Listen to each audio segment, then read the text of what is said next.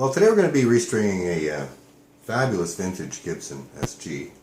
This is from the early 70s, and it's got one of these tremolo bars on it, and the strings actually wire in through these little, they get held on through these little studs here, and you tighten. This is actually what keeps the tension down on this spring, and this is a couple of things that you have to look for when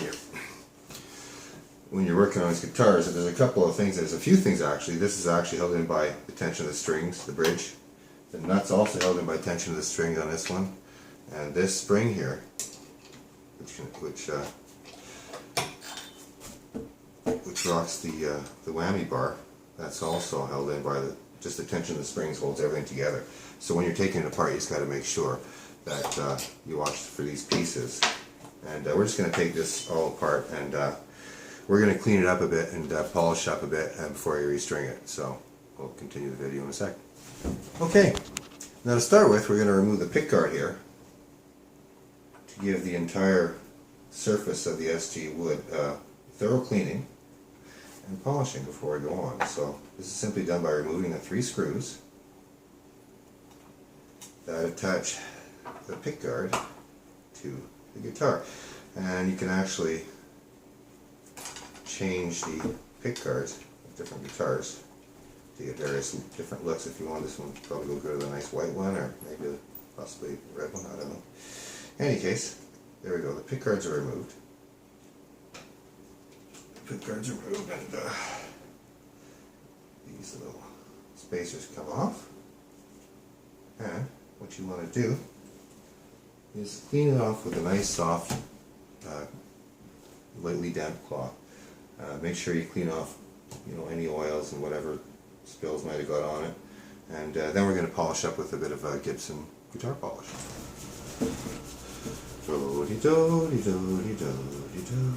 You can actually see the difference in the color of the wood here, where the pickguard has been protecting the wood for all the years. We're getting some dust out here that would never come out unless we'd done this today. We'll get all this dust out, clean off as best we can under there. And then of course we just do the rest. Now I told you this also comes off, it just basically falls right off. Like I said, it's all held in by gravity, so you take all this stuff off as you're doing it. And get a nice clean to the guitar. Watch this whammy bar. If this comes down, remember, if there's no spring in there, what can happen is that it can scratch your pickguard, which I could see has already happened to this pickguard, but it could also damage your pots as well. So, and we've already given this a thorough cleaning earlier, but we're just going to make sure that it's all nice and clean, because there's no point in putting a string on a guitar that's dirty underneath. And we're also going to polish this in a second with a bit of Gibson guitar polish. I'm just drying this off. Nicely here. There you go. So now that it's all nice and cleaned off, now Gibson guitar polish, and we're just going to put just a little bit on a paper towel. Not get it wet, just a little bit damp with the polish. So where it's all been cleaned and dry, we're just going to buff some of this in.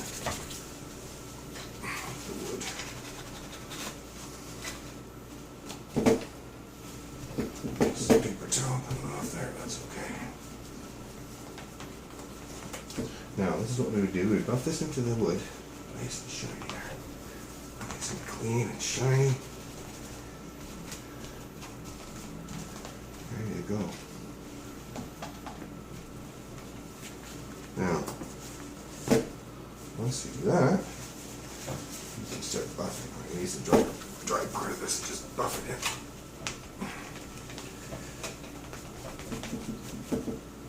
Now, you can buff this for as long as you want. I guess you don't know about buffing and waxing floors and stuff. This can make it all nice and clean and shiny like a brand new guitar. And that's all done. There. And we've already done the back and sides to spare you. Clean out the pickguard, believe it or not.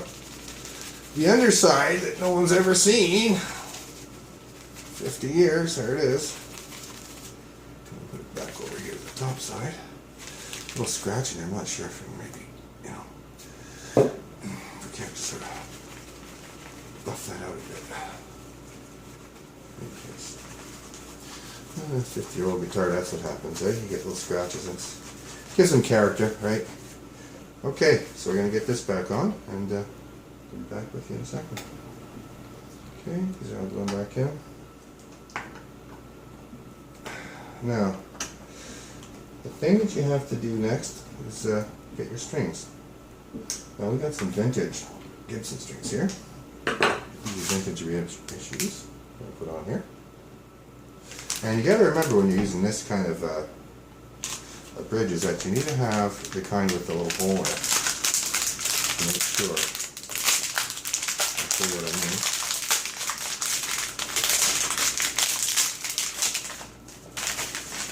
Like, because some of them have the bullet end. Don't get one that's called bullet, alright? You've got to get the end that has that little eyelet in there. I don't know if you can see that or not. See that? There's that little ring there. That little ring has got to go under here and connect onto the little stud on the bridge, alright? But it goes under and around this one here, so I'll show you that in a minute. Now, again, got to remember the gravity items go back on, so first one, the bridge goes back on. Always it screws at the back. Now, spring goes in here, okay, for your tremolo arm. Okay, and the nut, which fits up the top here, this one actually is a brass nut, and a lot of guitars have a glued nut in there. If you do have a glued nut up there, like an ivory or something, what you need to do is just take some wood glue and don't glue it really hard. Just take about a 50% solution, 50% of the wood glue and 50% of the water to water it down a bit. And don't put it on the bottom. Never put it on the bottom. If you're going to put it on, just put it on the top here. Just a very light bit, just to dampen it. Keep it in place just for a couple seconds and put it in here.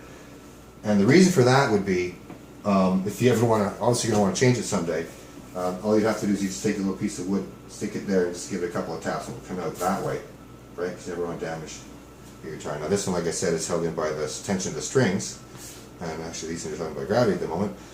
This you don't want to put in right away because you need at least 2 strings to hold this in, because if you start here and you have this in, the tension of the strings is going to just pop that in and it's going to go flying somewhere. So what you want to do is make sure you have 2 strings on.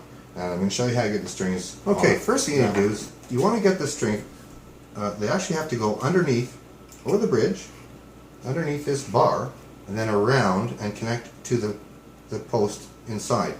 But the best way to do that would be if you actually curve your, pre-curve the end of your string just a little bit, make it a lot easier for you to get that in there. And make sure that you keep the hole straight, like in a straight line, because if you have it curved and you end up, you know, not being able to put it around the post, it's going to sort of defeat the purpose, right? Okay, so this goes underneath, over the top, and it's got to come underneath this side and go onto the post, like so. Now, what you got to do though is you got to keep constant tension on it as you're going back, otherwise it's going to come off, right? So what you want to do is you keep pulling it to the next section, to the next section, to the next section. Now you come up here, right? Now the thing of it is, it's pretty hard for you to get this string on here, wound this round while keeping a continuous tension on this end. So what you need here, quite simply, is you just put a capo on and tighten it up. Okay, now this string can't move. Now you're free to work. Now you can come up here, you can put this, wrap this around, tighten it up, cut it off. But again, don't put the bridge on, don't put the nut on yet, because if you put the nut on, it's going to come flying off that way. So you want to make sure you get it balanced. So get your one string on as well. Okay. Okay. So now we've bent the one string in place. And exact same process on this end. Get it up and over and under. Then you want to slip it onto that little post. Which, let me tell you something, folks, can be a little bit at times pain in the you know what. So now, again, we want to keep constant pressure going back this way, back this way, back this way. And now we have 2 strings here. So we're going to maintain the pressure on them both. Just very lightly here. Get that on. Okay, so now we're done. And now we can actually get these up here and string them onto the post. Now, you still don't need the nut in yet. What you want to do is you want to make sure you get these strung on.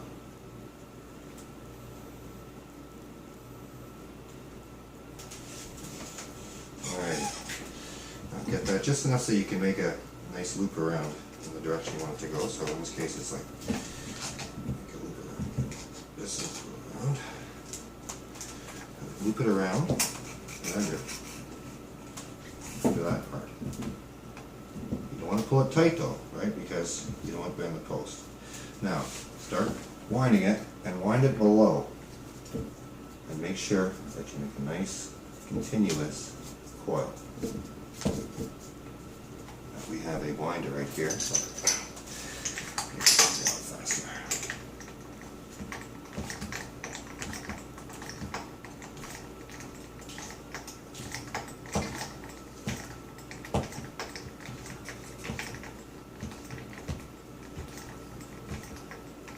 Alright, now, so there's the big E.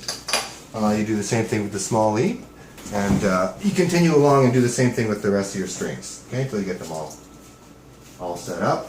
And we'll be back in a minute to show you the final. Okay, yeah, I just wanted to show you now that we got the high and the low E string on, that we can just pull off the capo here, and we can stick on the bridge nut. The nut, I keep mixing up.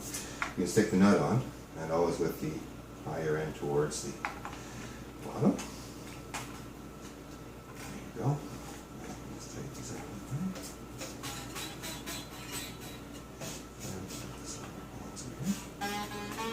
There you go.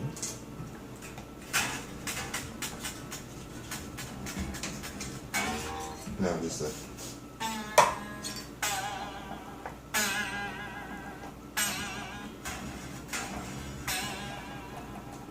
anyway, okay, so we're going to just get some more strings on here and show you the final product. Okay, so here we got all the 6 strings on, and just a matter of tuning it up and seeing if it plays.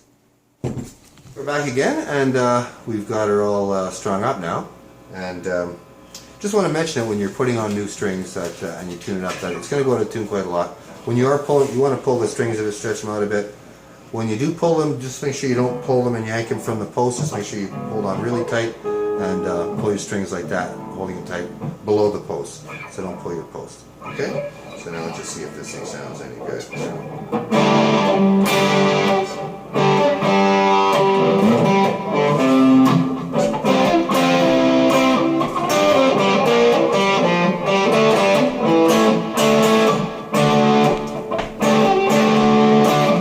Sounds pretty good, I must say.